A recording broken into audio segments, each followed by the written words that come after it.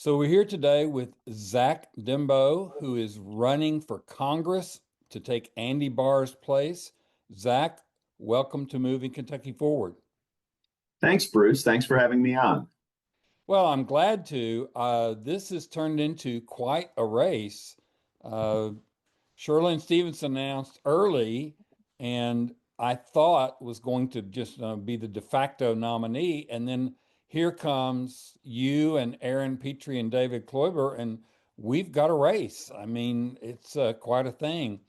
I was fascinated to read your bio. This is quite an interesting life story you've got going here. So you were a JAG, and then, but you wait a minute, you started out teaching, right? You That's taught right. in Mississippi, which I think has got to give you a whole set of insights that other people may not have. And then you spent time in the Navy doing the JAG thing, got your law degree. So why did you went and worked for the governor as his policy advisor? Is that correct? That's correct. Yes, I started out as Governor Andy Beshear's policy advisor and ultimately was his legislative director. But yeah, I started off as his policy advisor. That legislative director for Andy Beshear with this legislature, I that's got to be just all sorts of fun. We could talk about that at some point. So you've got this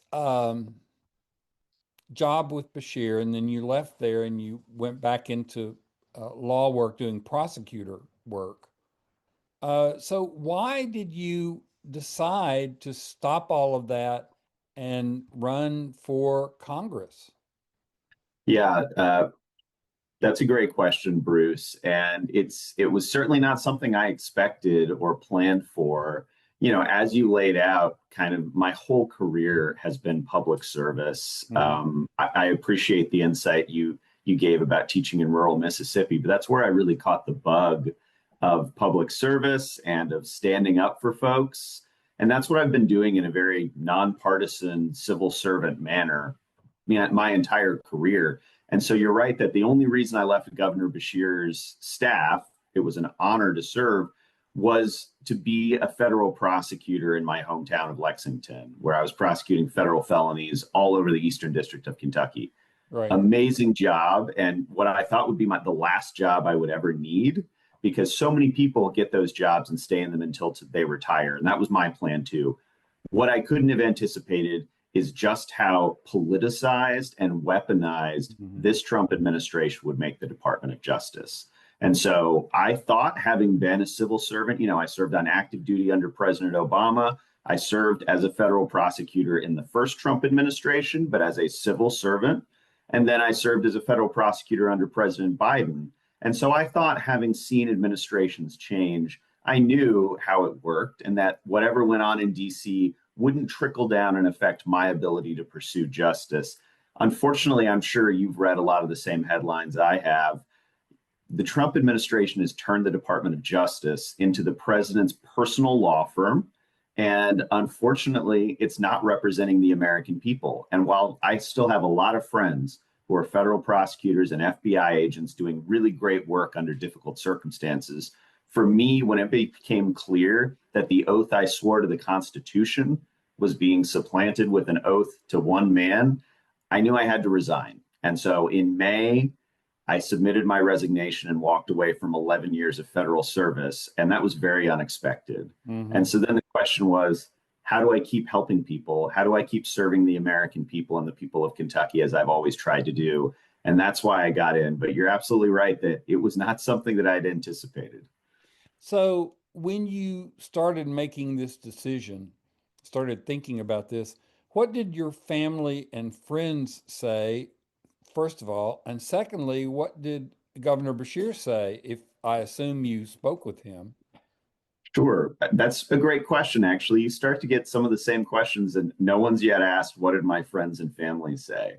Um, to be honest, most of the feedback was they understood why I was resigning. But I think a lot of my friends and family, frankly, like myself, are pretty disillusioned with DC right now and pretty disillusioned with politics and frankly, pretty disillusioned with both parties. Now, obviously, what the elected Republicans are doing in Congress is terrible, but there's also a sense that the elected Democrats created an environment where someone like Trump could get reelected despite what he did his first term. And so there was a little bit of, is this really the best use of your time and your talents? And, what I told them is hopefully someone as a first time, fresh face, new ideas can try to change that just a little bit. And rather than being, kind of a career politician running for reelection, like, for example, Andy Barr, who opened this seat because of his continued political ambition, maybe, just maybe, a young guy who's spent his career in public service is going to come at it from a different approach and change that a little bit. I also did speak with Governor Beshear. Obviously, as the only politician I've ever worked for, it was important for me to reach out to him. He was encouraging. He told me that he's committed to flipping this seat and that he thinks there's a lot of energy for it. And I got to say, since I've seen him on the trail and since then, his excitement about our ability to flip this seat this cycle has only increased because of what's going on nationally and seeing those elections in Virginia and New Jersey. So he, I think, is very encouraged by our ability to get another Democrat in Congress representing Kentucky.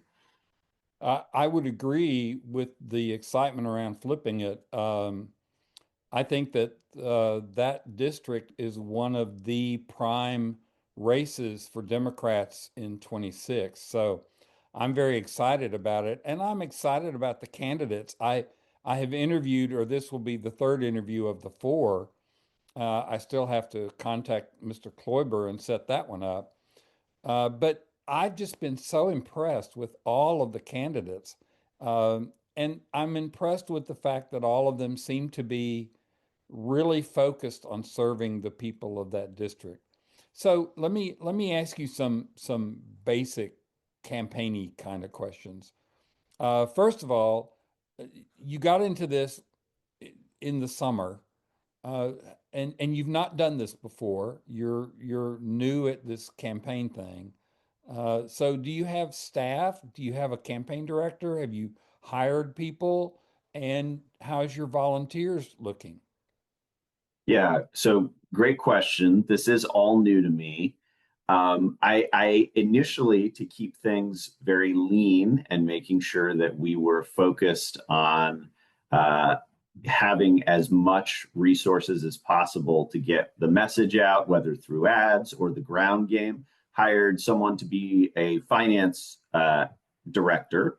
And we just recently hired a campaign manager. She actually won one of those House of Delegates races in Virginia Hmm. that were such a big groundswell for the Democrats. And so, based on that experience, where she managed a successful campaign for the House of Delegates and had quite a success and a big budget, we hired her, and she's going to get on the ground very soon. So I'm excited to be working with her. Volunteer wise, we have a running list. We have every time we have events, and I think tonight we're having an event in town, and I think by my count it will be the 25th.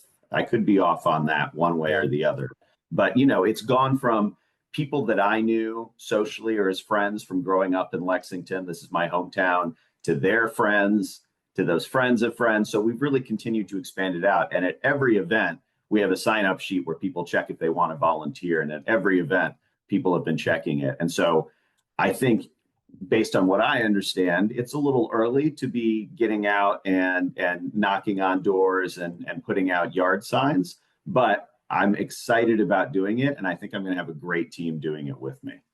Well, that leads right to my next question, which was, have you done any door knocking yet? It sounds like you have not. No, I haven't. I've done plenty of community meetings in all of the 16 counties, but and people can differ on this.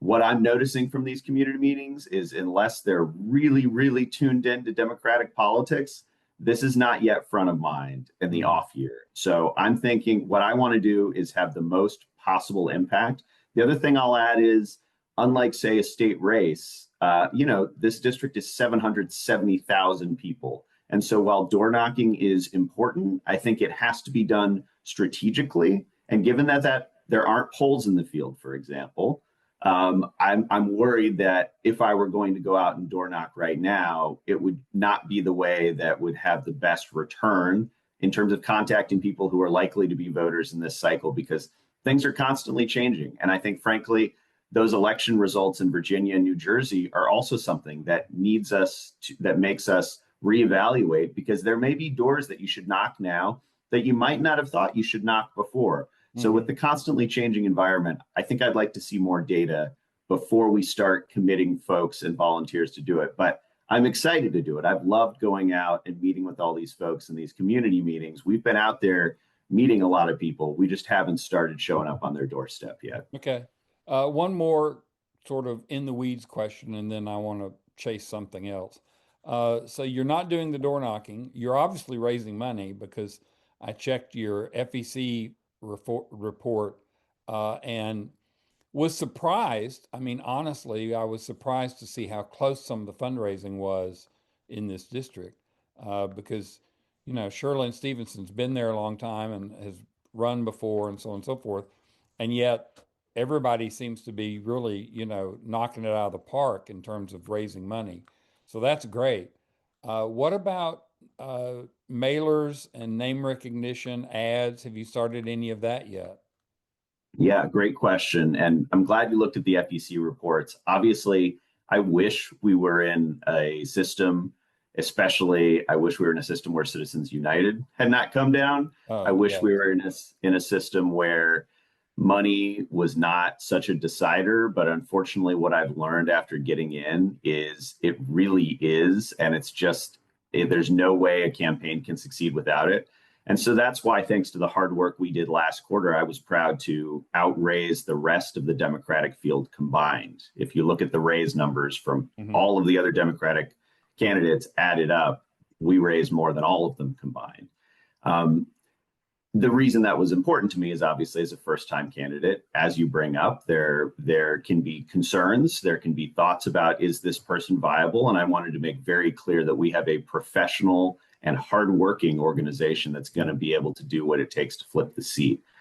To that end, again, no, we've not started. The only thing I've been spending that campaign money on, you may notice, we raised 290, we spent only about 60,000, and that was also deliberate, because in my view, we want to keep our powder dry for the 4 to 3 months before the primary. Really, ideally, the 45-day window when you get the more favorable rate for TV ads.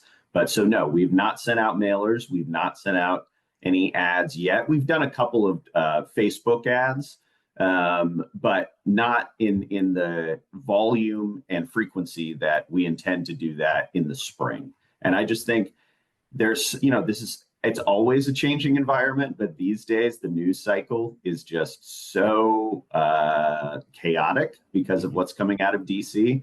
My worry is, if we focus on an issue now, it's not going to be evergreen, and something that seems like a real problem now might go away. But more importantly, given how this administration, this Congress works, there's probably something we haven't even thought of that's going to end up being a huge issue in a couple of months. I mean, Venezuela being threatened with regime change, basically, and extrajudicial killings of people in boats is not something I would have predicted we'd be talking about now. But that's what's going on now. And I'm quite sure come February or March, it's going to be something else. And so, to make sure we're getting the maximum impact in reaching people and talking about what matters to them coming out of DC, I also think it makes sense to keep your powder dry a little longer. Very interesting take. Very strategic, it seems to me, in terms of the way you're planning your campaign. I'll be interested to see how that works, because a lot of people will tell you, no, no, no, no, you start door knocking as soon as you declare. So I'll be interested to see how this goes. So let's leave the campaign for a minute and let's talk about you and what's in your heart. You got into the race. Obviously, you've had direct experience with this train wreck of an administration.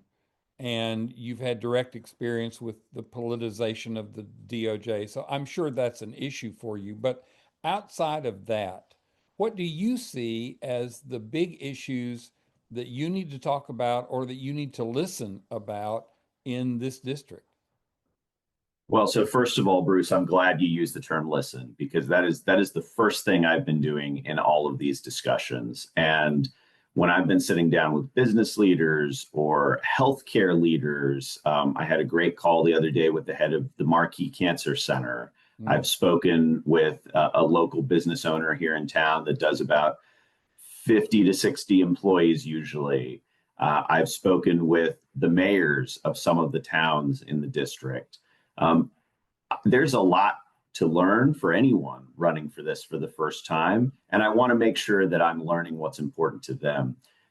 It has been affirming because what's important to most of these folks is exactly what I would want to talk about anyways, which is what I learned from Governor Beshear, which is what you need to focus on is what's going to help people the most and what they're thinking about when they wake up, not what we're thinking about, or more importantly, not what MSNBC or Fox is telling us to think about.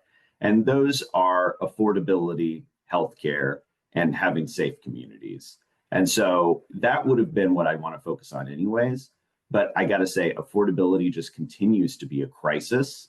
These tariffs that Congress has just allowed the president to put in, I think in contravention of checks and balances in the Constitution, are continuing to hurt people, especially right here in the 6th District. You know, I know that the biggest manufacturing plant for Toyota in the world is in the 6th District. They just announced a $10 billion loss due to these tariffs. Mm-hmm. My family, I come from 9 generations of farmers, and my mom was the first in her family to go to college. But my uncle and cousins still farm. They've been farming soybeans. Soybeans have been hit very, very hard by these tariffs, and it's still unclear if China is going to be buying what they've been harvesting. So people are hurting here in the 6th price-wise. And if that weren't bad enough, these Medicaid cuts are going to decimate our healthcare industry and people's access to care. And so when I'm out in Fleming County, I make sure to stop by the Fleming County Hospital. When I'm in Estill County, I make sure to talk about Markham and Wallace, that hospital. You know, there are 6 rural hospitals in the district that are on the chopping block because of these Medicaid cuts. And so that's another thing that I want to be sure to focus on. First of all, of course, because these are such important places for folks to get healthcare in their communities, but also they're huge job creators. I mean, in a lot of these communities, along with the schools, they're one of the biggest employers. And so it's going to decimate the economy if they go under. I really hope that's not the case. So that's what I focus on. And then, of course, everyone wants to live in a safe community. I spent a lot of my career making sure that crime was addressed and that people who committed crimes were brought to justice. And that's something else that I focus on as well. But those 3 things, obviously, there are lots of other things I'm passionate about, including, as you say, the Constitution and due process and rule of law. But those are the 3 things I focus on the most. So, have you had any contact with anybody in DC about your campaign, either leadership or other Congress folks or anybody like that? Yes. So, one of the first people that I talked with, in addition to the governor, was Congressman Morgan McGarvey, the Louisville congressman. He and I knew each other from when I worked for Governor Beshear. And so I wanted to be sure to reach out and get his advice. And he has been, as always, since I've known him, a great source of advice and a good model to follow and think about. Since then, the Democratic Congressional Campaign Committee, which is the organization dedicated to flipping the House, did a candidate week in which they invited me to attend. And I was there and met, numerous folks, leadership, other Congress people, other organizations. And the main thing I was telling them was, just as you were saying, this is a winnable race. This is something where if we have the right messenger and the right message, we can absolutely flip this seat. But it's going to take everyone. It's going to take everyone in this district. It's going to take everyone in this state. We just had our first Louisville event the other night, and I was telling the folks there, If you want Morgan to not be the only congressman who's a Democrat, we need Louisville on board. And frankly, it's going to take a lot of folks nationally. And so I was just trying to educate them and make the pitch for why we can flip this district and why I'm the person to do it. So you mentioned candidate week. I know Sherlyn Stevenson went. Did you see the other two, Aaron Petrie and Kloiber? Were they there? I didn't know. To my knowledge, Ms. Stevenson and I were the only two who received an invitation. And that's not unusual. There were multiple districts. They only invited some of the folks in the primaries. But to my knowledge, it was just myself and Ms. Stevenson. Okay. Well, speaking of that, have you spoken with any of the other candidates? Yes. So before I got in, I had heard through the grapevine that Sherlyn Stevenson and David Kloiber were going to be getting in. And it was important to me, especially since I'm doing this for the first time, to sit down with both of them separately. We didn't sit down together, but sit down with both of them and just get to know them a little bit, and also talk about why I was getting in and hear a little bit about them. I admire anyone who's willing to put their name on a ballot. And so it was important for me to sit down and make sure I knew the humans behind these folks, and that while we're all in the race and only one of us can become the nominee, to make sure that we start building those relationships early. And obviously, I got in because I think I'm the one who has the best shot to flip the seat. But I'll tell you, and I'll commit to anyone publicly, one thing that I told both of them is, if for some reason voters feel a different way and someone else is the nominee, I will turn right back around and work as hard as I can for whoever that nominee is to flip the seat, because we need everyone on board. But I was able to have a good conversation with them. Erin got in much later, and so I've gotten to see her at events. We've not had any discussions because I did these sit downs in May or June, and I think Erin was still living in Washington at the time. I haven't had a chance to have that discussion with her, but I did enjoy talking with both of them. Excellent. That's very encouraging, because the last thing we need is a knockdown, drag out primary for this seat. I'm really encouraged to hear you say that. How about the local Democrats? We have had some problems in the state, which you may not have been aware of, but now you probably are, with the Democratic Party organization not necessarily being as strong as we would like, and local Democratic Party organizations maybe not being as strong as we would like. I do know the Fayette County Democratic Party is very strong and does good work. Have you been able to talk to the county party leaders in your district, and how are they? What's their response been? Yeah, I have. And that was a priority for me, especially since, obviously Lexington is important and Fayette is important, but I also grew up here and I worked here. And so of the counties, other than maybe Garrard, where my parents live, that's probably the county I know the most. So it was important to me to get out to all these other counties. So I've been out to, I think, 14 of the 16 Democratic parties. One, there's been a scheduling issue, and the other I've had trouble getting in touch with. But generally speaking, I've been out and spoken to the executive committees or the larger body meetings of all of them. Some are larger than others. Garrard, where my parents live, unfortunately, had not had a party organization for a while, but they already started to reorganize one a couple of months ago. And Garrard is a small county, and it does not have, based on election results, a huge number of Democrats. But the fact that a small county like Garrard, one of the smallest in the district by population, would have the energy to, of their own accord, start organizing a Democratic Party after it being defunct, I think speaks to the excitement of this moment. Yeah. The other thing I'll say is attendance has been much higher than I've been either expecting, or even sometimes the chair would tell me. They'd say, oh, we may have 5 or 10 and there'll be 15 or 20, or they'll say we'll have 15 or 20 and they'll have 30 or 40.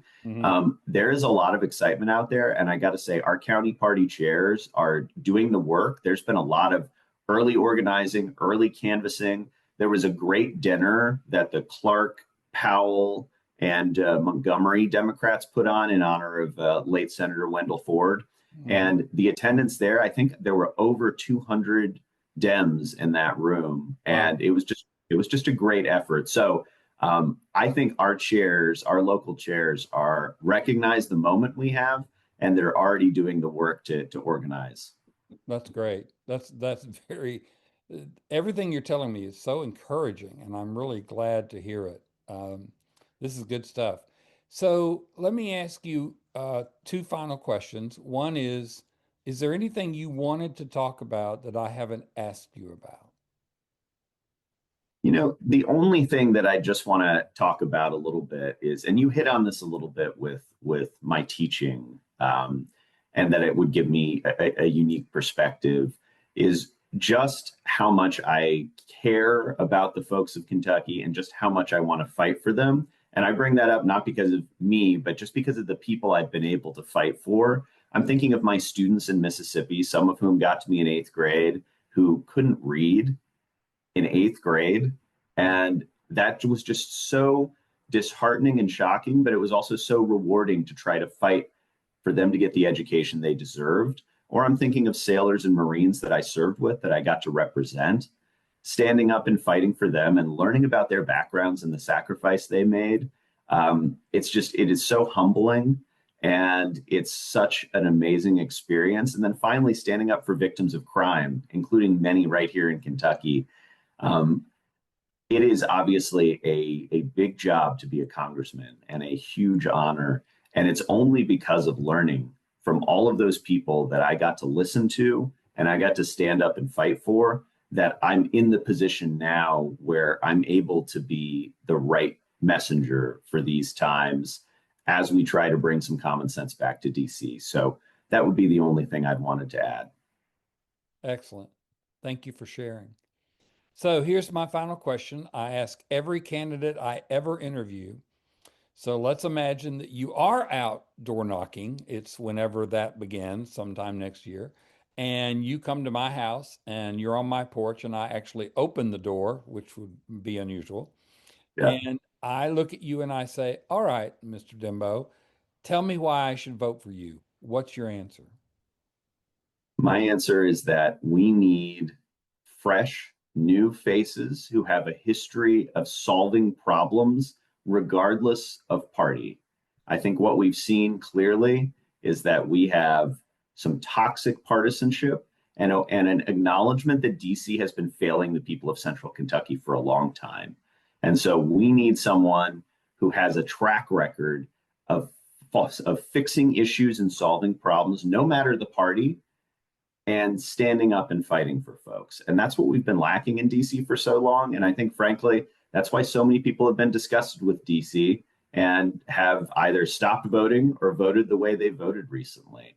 And so, just like my friends and family who kind of looked askance at me when I said I was going to do this, I would say the only way we can change this is by changing the playbook in terms of who we're electing.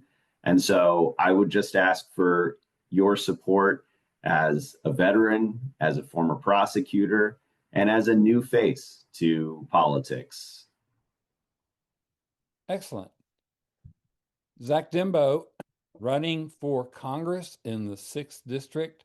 Thank you so much for your time and good luck with your campaign. We will check back in after the first of the year. Thanks so much, Bruce. Appreciate you having me on.